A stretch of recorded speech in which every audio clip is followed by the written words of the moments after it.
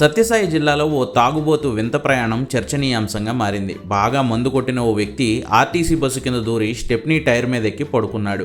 కొత్త చెరువు నుంచి హిందూపురం వెళ్లే మార్గంలో జరిగింది ఈ ఘటన. దాదాపు 15 కిలోమీటర్ల పాటు బస్సు కింద ఉండి అలాగే ప్రయాణం చేశాడు.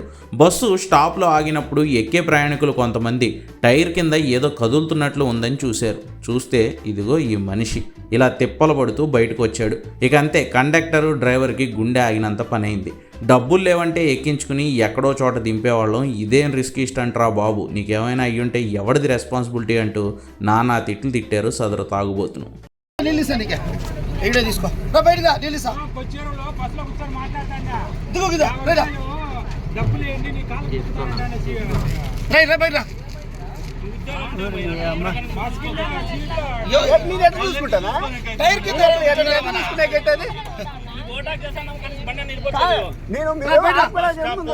బస్ స్టాప్ కోసం ముందుకు రాడే నేను అంటున్నా.